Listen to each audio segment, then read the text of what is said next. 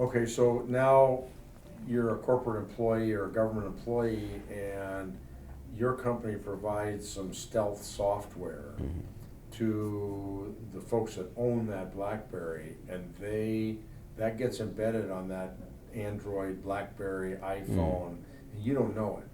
Right. And that has the same capability as your device that you're holding in your hand to track you worldwide. That's correct. Many companies issue corporate cell phones, in many cases Blackberries, iPhones, or Android phones. These are pretty powerful microcomputers, and we've developed software that can be covertly installed over the air by the server directly onto those phones so that you can track the whereabouts of your employees, or you can give them panic button capabilities if they're going into risky situations. Yeah, your company put it on my BlackBerry last year. Yes. And was tracking me all over the world. And the GPS chipset in all these phones now is quite accurate. Yes. I remember you were in Panama, I believe. That when we were working an investigation in Panama, and it was tracking me right down to the intersection. Yes. So now we talk about the iPads and the Android tablets, and the furor over Apple keeping logs. Right. And it's not just Apple, it's also Google. Everybody that's using GPS is essentially doing the same thing. Yep.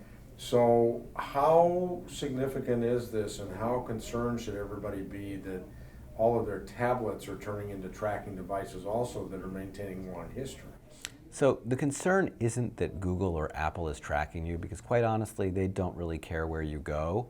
The concern is they are gathering all this data, and that data could be sold or could be available to other people. For example, TomTom, the GPS manufacturer from Europe, was gathering traffic information, and they decided that they would sell that data to the government. They ended up selling it to the government, enabling the government to issue speeding tickets to people more efficiently. And so the people who were using the TomTom were unwittingly enabling the police to catch them speeding. Probably not what was intended when they let TomTom capture that data. So the question is, what are the unintended consequences of creating that data log that someone could access? Do you see any reason, for example, for Apple to have kept that data for a year and refreshed it if you got a new phone, so that they transferred the old location data to your new phone? I can't think of a business reason. I'm sure someone at Apple had some reason to do it, or perhaps they just forgot to take it off. I've got my own thoughts on why they're storing that data. I think it's a business use that enables them to create their own geographic database of where all the Wi-Fi hotspots are and all the cellular towers, which would enable them to save money and stop paying a company called Skyhook for a database they're licensing from them with that information. Okay, but the real question is, there's a couple of questions that nobody addressed in all the media coverage. Right. One is, Apple says they don't know who you are, where you are. That is not entirely true. I don't believe that, because they know the ESN on your device. Right. They know a MAC address on your device, and so it's pretty simple to correlate that to what they're getting as far as that information. If someone at Apple wanted to locate you, they could. Right now, we are just a beehive of buzzing bees all over the world, and they don't particularly care which bee is where. But I can pretty much guarantee you, if they got a subpoena to find out where you were with your iPhone, they could tell you in about 2 minutes. Apple's going to a new cloud-based system. Yes.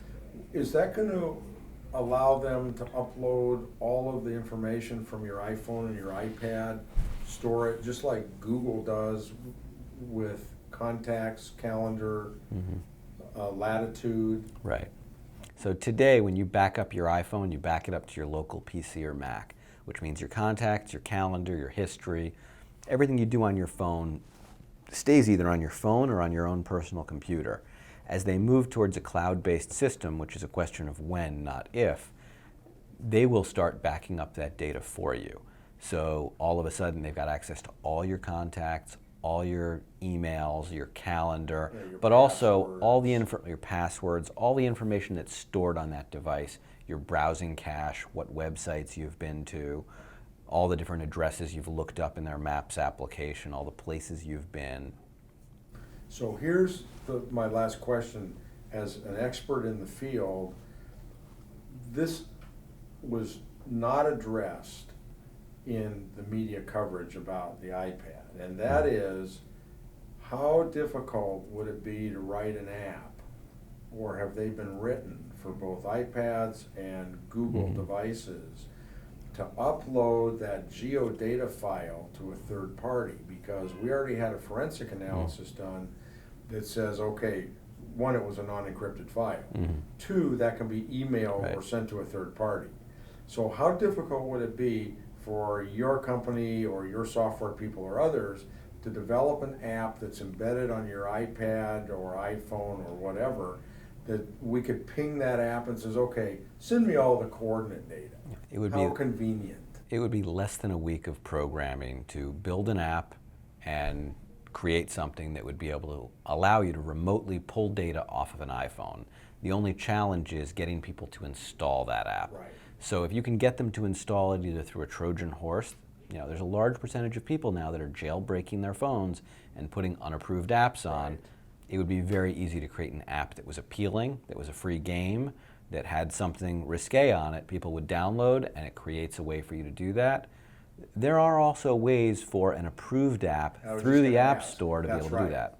Because if you already have an approved app, you can modify that app. Exactly. Or wrap an app within that app. Right. And it doesn't have to go for reapproval, as I understand it, with the app stores. That is correct. It is much easier to slip nefarious software into an iPhone app than people think. Once you get your original app approved, you can submit updates and slowly create more and more code, because they never check the actual code, and before long you've added features that they never really intended to have in there, and they probably wouldn't have approved if they knew it was there. And how difficult with Android? Same issue? With Android it's much easier. You could be live in a week. Yeah. Yeah. And so hypothetically, in closing, what's your bet as to whether this has been done and whether law enforcement has had access to this data? It's definitely been done. For sure. Definitely. So everybody ought to be concerned. Yeah. And what do you think? Apple says now they're going to encrypt and keep a limited amount of data, like 7 So days of data. Apple already made an update to their software, so that's already been pushed out. They've limited it to 7 days, and they no longer synchronize it back onto your computer. However, in your full backup, it's still on your computer. So they no longer sync it onto the computer at a basic sync, but every time you back up, it's still there, which means it's still something you could get off But of someone's 7 days computer. only. It's only 7 days, but 7 days is more than enough information. You can gather a lot of information about someone if you're polling it every 5 or 7 days. Oh yeah, it's your little black box. Yeah. Just like in vehicles. Yeah, you're all carrying GPS trackers with you wherever you go. That cell phone you're carrying, whether it's an iPhone, a BlackBerry, anything, it is trackable. And if we wanted to find you, we can find you. Thanks very much, Todd. Okay.